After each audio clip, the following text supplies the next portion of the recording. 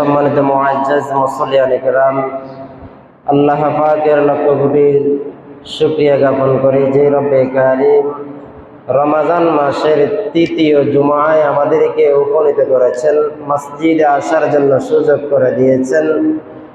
এই জন্য সকলেই অন্তরে অন্তঃস্থল থেকে কালিমাতুল শুকর উচ্চারণ করি, আলহামদুলিল্লাহ।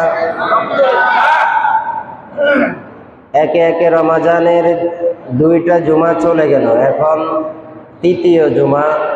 প্রথম জুমায় আমরা রমাজানের প্রথম 10 দিনের আলোচনায় আমরা শুনেছিলাম, অর্থাৎ রহমতের 10 দিন বিদায় নিয়ে নিল, মাগফিরাতের 10 দিন শেষ উপলগ্নে আমরা পৌঁছেছি। মাগফিরাতের 10 দিন আজকেই শেষ পর্যায়ে, নাজাতের 10 দিন সামনে আসতেছে। জানি না আল্লাহ তাআলার হাত থেকে আমরা কতটুকু রহমত মাগফিরাত কামনা করেছি, আল্লাহই ভালো জানে। রমাজান মাস খুব দামি মাস, প্রত্যেকটা জিনিসের একটা মূল্য থাকে, মূল্যহীন কোনো জিনিস হয় না। গুনাহকে আল্লাহ পাক রব্বুল আলামিন হাসানাত দ্বারা পরিবর্তন করে দেয়। আল্লাহ বলেন, ইন্নাল হাসানাতি ইউযহিবুনাস সাইয়্যাত। সাইয়্যাত মাসিয়াত অর্থাৎ গুনাহ, এই গুনাহগুলোকে আল্লাহ পাক রব্বুল আলামিন পরিবর্তন করে দেয় একমাত্র হাসানাত দ্বারা, অর্থাৎ ভালো কাজ দ্বারা, নেক আমল দ্বারা। কি করে দেয়? পরিবর্তন করে দেয়। মাগফিরাতের 10টা দিন বিদায় নিয়ে নিল, এখন আমরা সামনে যেই 10টা দিন পাবো, এই 10টা দিন হচ্ছে রহমতের 10টা দিন, অর্থাৎ জাহান্নাম থেকে মুক্তির দিন। কে কতটুকু মুক্তি পাবো আল্লাহই ভালো জানে।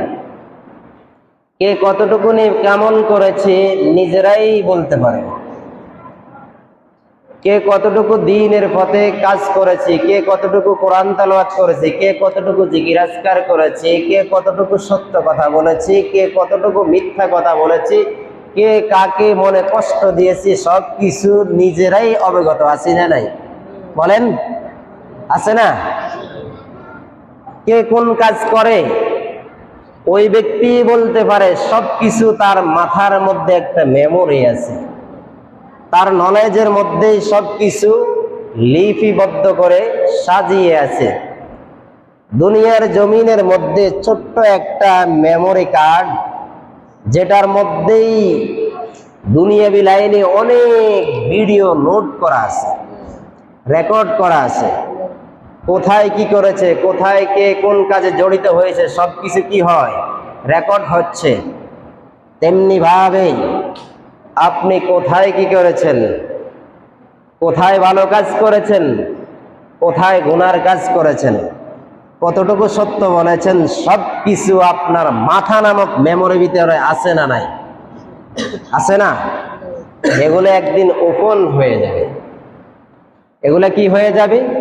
ওপেন হয়ে যাবে। তখন মানুষ দেখবে, সেটা হচ্ছে কিয়ামতের ময়দান।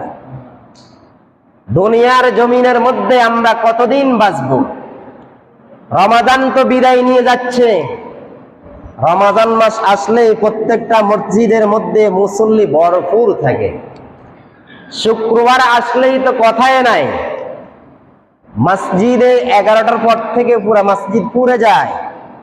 কিন্তু এলাকার মধ্যে অনেক মুসল্লি ভাই এখনো জুমার প্রস্তুতিও নেয় নাই। এরকম আছে না নাই? আছে না? আর কয়টা দিন বাকি আছে? 10 দিন। সামনে যে 10টা দিন, এই 10টা দিন হলো ইতিকাফের 10 দিন।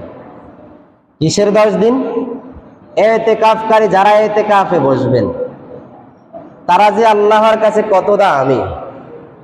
যারা জীবনে একবারও বসে নাই তারা বলতে পারবে না। যারা বসছে তারা এটার মজা অবশ্যই পেয়েছে। আমি আলহামদুলিল্লাহ ছাত্র জমানায় একবার বসেছিলাম। আমি একবার বসার পরে আবার দ্বিতীয় বছর আমি আমার বাবাকে আমাদের মসজিদে বসিয়ে দিয়েছি, আবার পরবর্তীতে আমার ছোট ভাইকে বসিয়ে দিয়েছি। এভাবে এতেকাফে একদিন বসেন, একবার বসেন, দেখবেন দিলে কত মজা লাগে। দুনিয়াবি লাইনে যে যেখানে যায় সবকিছু মনে হয় যেন, কেউ যদি জমিনে যায় মনে হয় যেন প্রত্যেকটা মানুষ জমিনের মধ্যে কাজকর্ম করে। যারা ব্রিক ফিল্ডে যায় মনে হয় যেন এখানে সব মানুষ ব্রিক ফিল্ডে কাজ করে। যারা হাসপাতালে যায় দেখে মনে হয় যেন সমস্ত মানুষ হাসপাতালের মধ্যে শুয়ে রয়েছে। আর মসজিদে যারা আসে এতেকাফ করে, যারা মসজিদে আয়েশা ইবাদত করে, তারাও দেখে মনে হয় যেন পুরা মানুষগুলো মসজিদের মধ্যে ইবাদতের সাথে সম্পৃক্ত। এই জন্য আল্লাহ পাক রব্বুল আলামিন এই রমাদান মাসেই 10টা দিন দিয়েছেন। ওই 10 দিনে কোন বান্দা যদি মসজিদে আয়েশা সময়টা কাটাইতে পারে, তেমন রমাজানের সামনে যে আসতেছে রমাজান শাওয়াল, অর্থাৎ শাওয়াল মাসের প্রথম চাঁদ যেটা উদিত হবে, ওই চাঁদ উদিত হওয়ার আগ পর্যন্ত যারা 10টা দিন সময় দিবে, আল্লাহ পাক রব্বুল আলামিন তাদেরকে মাসুম বাচ্চার মতো করে দিবেন। সুবহানাল্লাহ। আর জোরে আওয়াজ করে বলেন সুবহানাল্লাহ। ইতিকাফ হচ্ছে 3 প্রকার। কত প্রকার? আর জোরে বলেন। একটা হচ্ছে ইতিকাফ ওয়াজিব ইতিকাফ, সেটা হলো মান্নতের ইতিকাফ। কেউ মান্নত করলো ইতিকাফ করবে, কি জন্য? আমার অমুক কাজটা যদি সমাধা হয়ে যায় তাহলে আমি ইতিকাফ করব, 3 দিন ইতিকাফ করব, 10 দিন ইতিকাফ করব। ওই ইতিকাফ করা যদি কাজটা পরিপূর্ণ হয়ে গেল, ইতিকাফ করে নাই, তাহলে ওই ব্যক্তি গুনাহগার হবে। এবং কি ইতিকাফ যদি করে ওই সময় রোজাও শর্ত, রোজাও রাখা লাগবে। এটা হচ্ছে ওয়াজিব ইতিকাফ। কেউ মান্নত করলো ওই সময় কি রাখা লাগবে? রোজা রাখা লাগবে। আরেকটা হচ্ছে সুন্নতে মুআক্কাদা ইতিকাফ, যেটা রাসূল প্রতি রমজানে করতেন জীবিত থাকা অবস্থায়। শেষ রমাদানের 10 দিন ইতিকাফ করা, এটা হচ্ছে সুন্নতে মুআক্কাদা। অর্থাৎ এমন দুনিয়াবি এক একটা মসজিদ থেকে কিছু ভাই যদি কি করে আদায় করে দেয়, আদায় করলে সকলের পক্ষ থেকে এটা আদায় হয়ে যাবে। যদি কেউ আদায় না করে তাহলে প্রত্যেকেই গুনাহগার হবে। ইতিকাফ কেউ যদি আদায় না করে কি হবে? প্রত্যেকেই, পুরা এলাকাবাসী কি হবে? গুনাহগার হবে, সমাজবাসী গুনাহগার হবে। এই জন্য একজনও যদি বৈশা ইতিকাফ আদায় করে তাহলে পুরা সমাজের পক্ষ থেকে ওই ব্যক্তির মাধ্যমেই ইতিকাফটা কি হয়ে যাবে? আদায় হয়ে যাবে। এই জন্য ইতিকাফে বসা লাগবে কি লাগবে না বলেন? লাগবে না? আর ইতিকাফে বসলেই কি ফায়দা হয়? দুনিয়াতে তো মানুষ, প্রত্যেকটা মানুষ লাভের আশায় ঘুরে, ঘুরে না?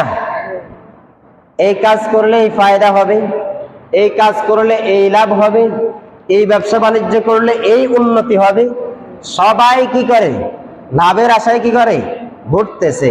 আল্লাহ বলেন এই বান্দাগুলো যদি রমাজান মাসের শেষ দশকে আয়েশা আমার ঘরে বৈশা 10 দিন ইতিকাফ করে, আমি আল্লাহ পাক রব্বুল আলামিন এদেরকে 2টা কবুল হজ, 2টা উমরা হজের সওয়াব তাদের আমল নামায় লিখে দিবে। সুবহানাল্লাহ। আল্লাহর গুণগানগুলো যখন শোনা হয়, বড়ত্বের কথা শোনা হয়, মাহাত্মের কথা যখন শোনা হয়, তখন সুবহানাল্লাহর আওয়াজ আরো জোরে দিলে মনে হয় আল্লাহ আরো বেশি খুশি হন। আরো জোরে আওয়াজ করে বলেন সুবহানাল্লাহ। তাহলেই 10 দিন ইতিকাফ করলে 2টা উমরা হজ, 2টা কবুল হজ, বড় হজের সওয়াব তার আমল নামায় লিখে দিবেন। এখন সবার ভাগ্যে কি এটা আছে যে কেউ 2টা উমরা হজ করতে পারবে? এরকম অসহায় মানুষ, গরিব মানুষ, দুনিয়াতে টাকা পয়সা নাই, এরকম মানুষ আছে না? নাই? আছে না? অনেক মানুষ অভাবগ্রস্ত, টাকা পয়সা নাই, দৈনন্দিন এনে দৈনিক খায়, কাউকে বলে না, এরকম মতো মানুষ অবশ্যই আছে। এরকম মানুষ যদি বসে, আল্লাহ পাক রব্বুল আলামিন তার আমল নামায় 2টা উমরা 2টা হজের সওয়াব লিখে দেওয়া হবে। সুবহানাল্লাহ। যাদের সামর্থ্য আছে তারা না হজ করতে যায়, যাদের সামর্থ্য নাই তারা মসজিদে আইসা আদায় করলে হজের সওয়াব পেয়ে যাবে। এই জন্য আমরা ইতিকাফে বসার নিয়ত করবো তো ইনশাআল্লাহ। আরে ভাই, হয়তো পারে আপনি এই রমাজান পর্যন্ত আপনার হায়াত লিপিবদ্ধ করে রেখেছেন, এমনও তো হতে পারে এই রমাজানের পর আমিও চলে যাইতে পারি, এরকম হয় না? আরে কত মানুষ অ্যাক্সিডেন্ট করে মারা যায়, রাত্রে ঘুমায় না, সকালবেলা ঘুম থেকে উঠতেছে মৃত্যু, আওয়াজ চতুর্দিকে, মাইকে এলান করা হচ্ছে অমুক আর দুনিয়ার জমিনে নাই, অমুকের বাবা নাই, অমুকের ছেলে সন্তান নাই। এরকম একটা নিয়ত করে বসেন, আমার জন্য মনে হয় যেন এটা শেষ রমাজান, আমি এই রমাজানের 10টা দিন ইতিকাফ করব। আর কিছু ইতিকাফ আছে যেটা হচ্ছে যেই কোনো সময় করলেই করতে পারে। মসজিদে বান্দা ঢুকলো আর সাথে সাথে ইতিকাফের নিয়ত করলো, মসজিদে বৈশা সুবহানাল্লাহ পড়তেছে, জিকির করতেছে, আল্লাহকে ডাকতেছে, আর এগুলার সওয়াব তো অবশ্যই পাবে। সাথে সাথে ইতিকাফের নিয়ত থাকার কারণে ইতিকাফের সওয়াবও পাবে। চাই সেটা 1 ঘন্টা হতে পারে, চাই সেটা 2 ঘন্টা হতে পারে, 3 ঘন্টা হতে পারে, 1 দিন হতে পারে। আল্লাহ পাক রব্বুল আলামিন ওই ব্যক্তি নিয়তের কারণে তার আমল নামায় ইতিকাফের সওয়াব লিখে দিবেন। এখন আসেন, যারা 10 দিন বসতে পারে না, তারা রমাজানের শেষ দশকের কথাগুলো বুঝেন, কথা বুঝতেছেন কিনা? রমাজানের শেষ দশকে যেই দিনগুলা আছে, বেজোট দিন, বেজোট দিন আছে না?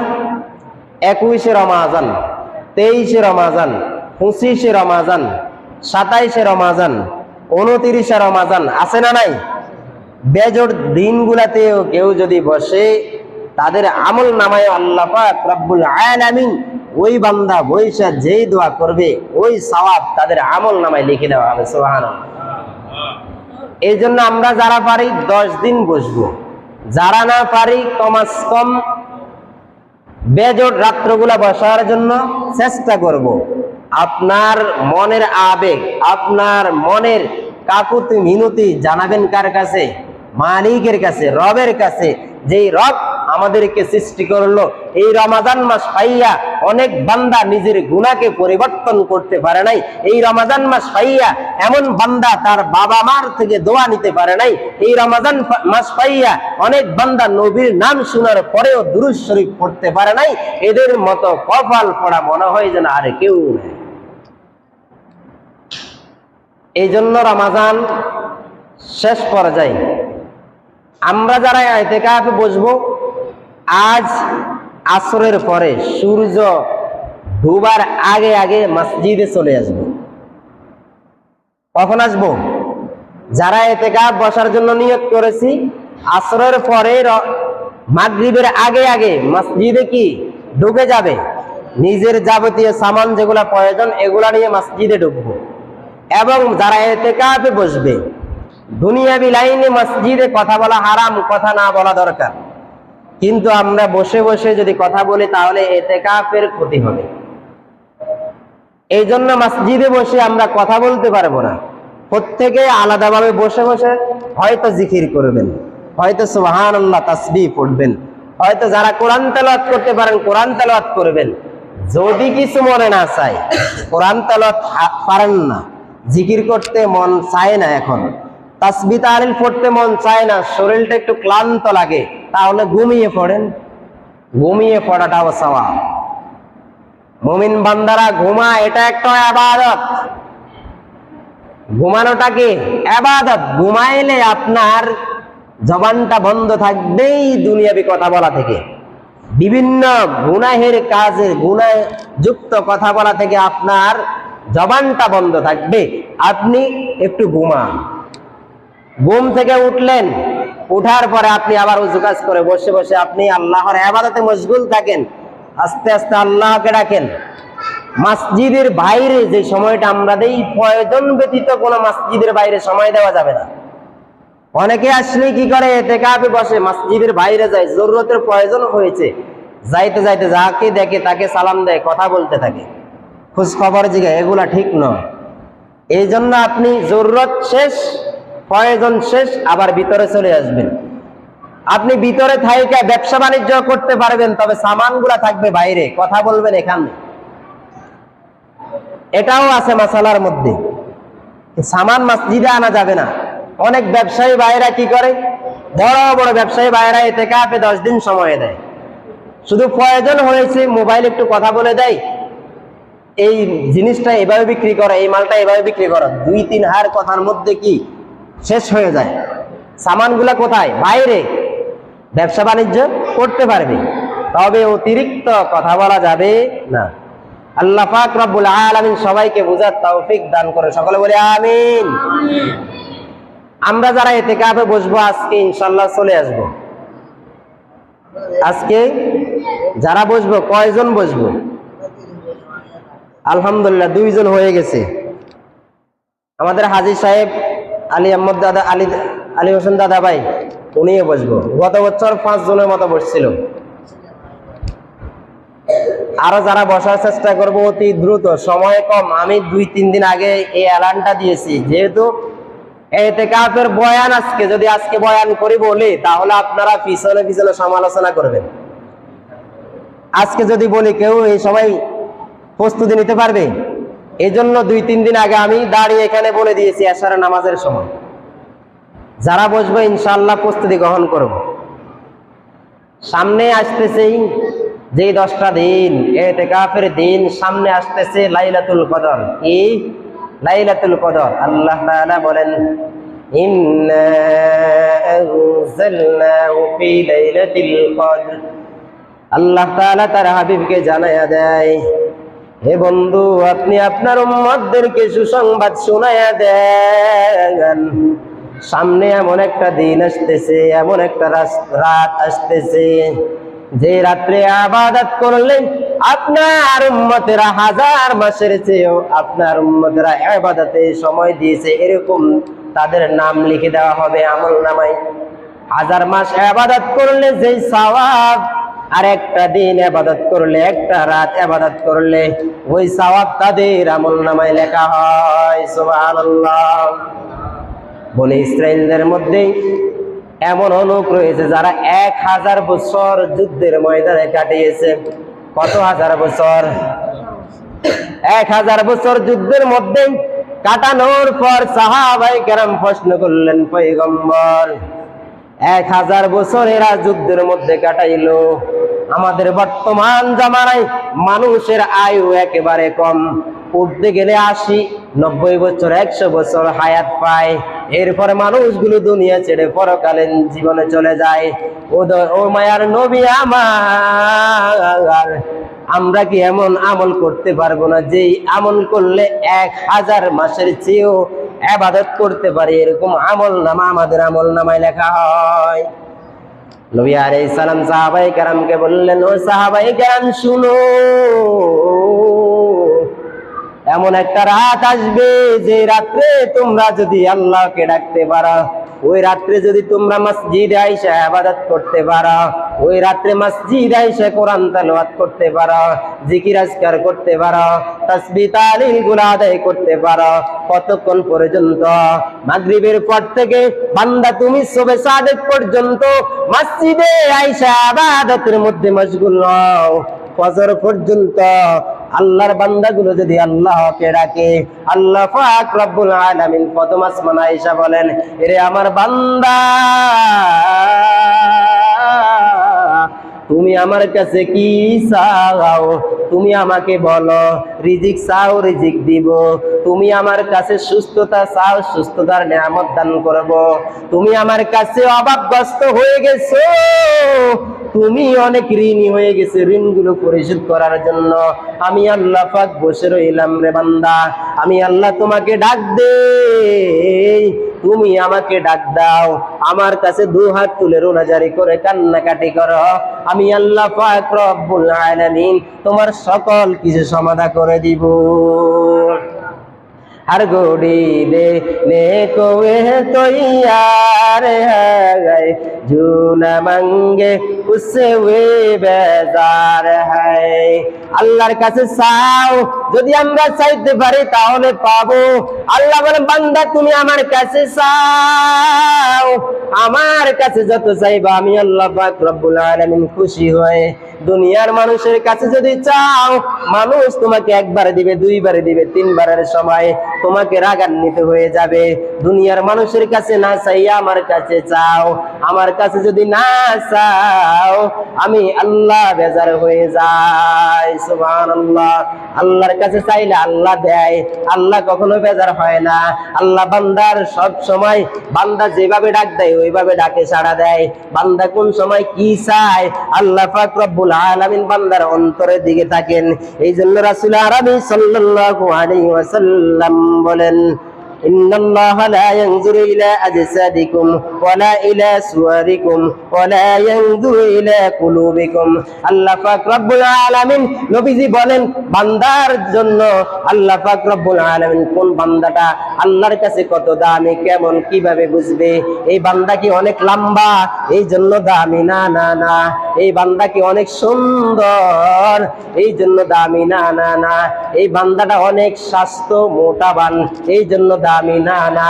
এই বান্দা কি চিকনা এই জন্য দামি? না না। আল্লাহ বলেন, রে বান্দা, কে দামি কে বেদামি, কে চিকনা কে মোটা, কে লম্বা কে খাটো, কে সুন্দর কে কালো, এরা আমার কাছে, আমি এদেরকে গণায় ধরি না, আমি ধরি এদের অন্তরের কি हालत।